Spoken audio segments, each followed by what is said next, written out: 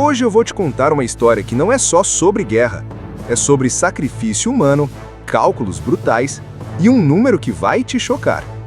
27 vidas por quilômetro quadrado conquistado. Isso mesmo, 27 vidas humanas para cada metro quadrado que os russos tentaram tomar na Ucrânia em 2024.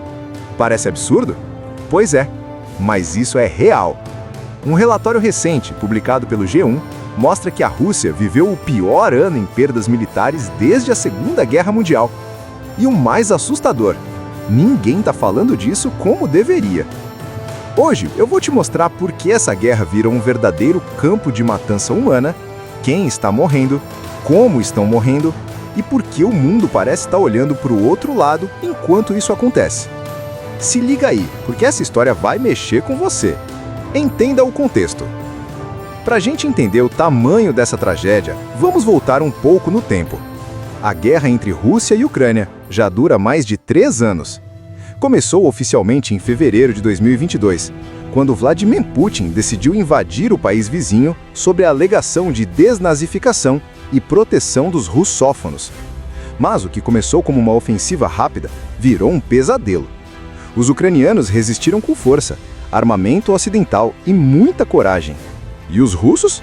Bem, eles resolveram atacar com o que tem de sobra: soldados. E é aí que entra aquele número que eu falei antes: 27 vidas por quilômetro quadrado conquistado. Isso quer dizer que, para ocupar um pedaço de terra do tamanho de um estacionamento de shopping, a Rússia precisou sacrificar 27 homens. É muito mais do que qualquer conflito moderno já registrou. Até a Segunda Guerra não chegava nesse índice de morte por área conquistada. Mas por que isso está acontecendo? Para onde está indo toda essa gente? E por que ninguém está falando disso? De onde vêm esses soldados? A maioria desses soldados não são voluntários. Alguns sim, mas a grande parte veio de lugares que a gente nem imagina. Primeiro, tiveram os condenados.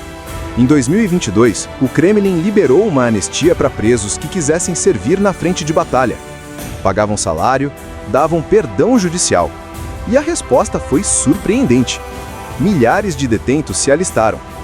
Depois, vieram os recrutamentos compulsórios. Homens de até 60 anos foram chamados. Caminhoneiros, fazendeiros, operários. Gente que nunca tinha segurado um fuzil na vida.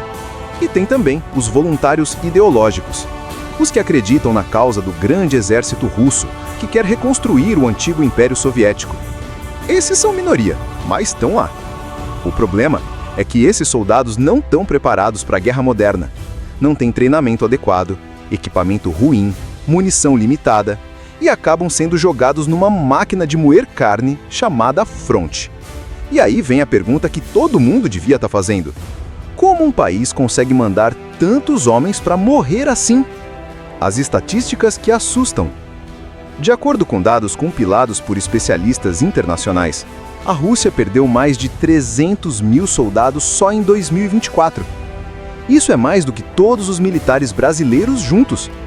Eles levaram cerca de 10 mil quilômetros quadrados de território durante o ano passado. Dividindo 300 mil mortos por 10 mil quilômetros quadrados, dá exatamente 30 mortos por quilômetro quadrado. Arredondando, ficam os famigerados 27 por quilômetro quadrado. Para comparar, na Batalha de Stalingrado, durante a Segunda Guerra, a média foi de 19 mortos por quilômetro quadrado. Ou seja, essa guerra está sendo ainda mais sangrenta. E o pior, esses números provavelmente são subestimados, porque o governo russo esconde dados reais. Familiares relatam que corpos chegam sem identificação ou nem chegam. Enquanto isso, os Estados Unidos, a Europa, o resto do mundo continuam focados nos ataques à energia, nas sanções econômicas, nas declarações diplomáticas, mas ninguém está falando da quantidade de vidas sendo sacrificadas ali. Isso é guerra ou é genocídio estratégico? O custo humano dos militares russos. Esses soldados não são apenas números. São filhos, pais, irmãos, gente que saiu de casa achando que ia defender o país e não voltou mais. Tem histórias de mães que receberam cartas dizendo que o filho desapareceu, mas meses depois descobriram que ele estava morto há semanas. Outras nem sequer receberam o corpo.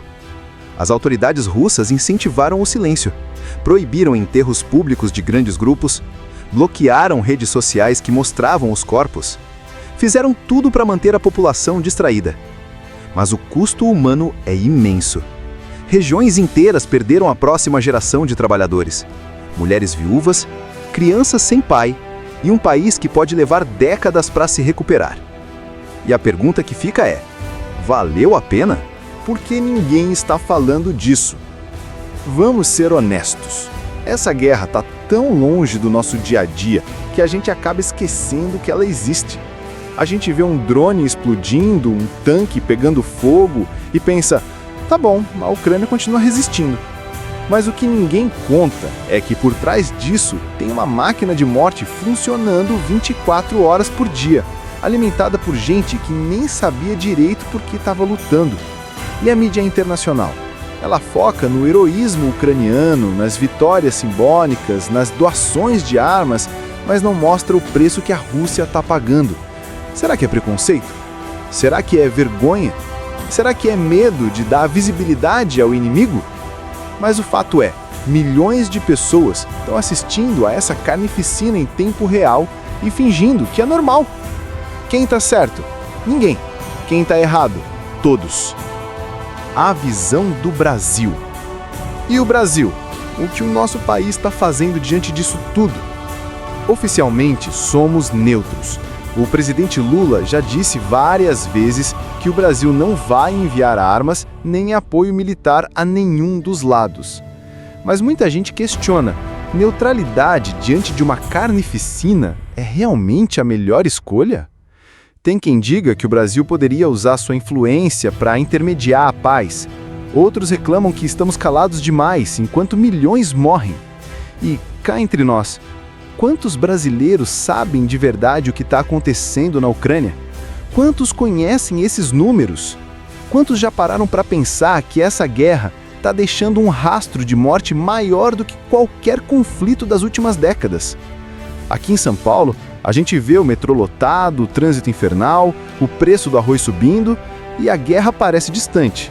Mas ela está afetando o mundo todo, inclusive a nossa economia, o nosso futuro.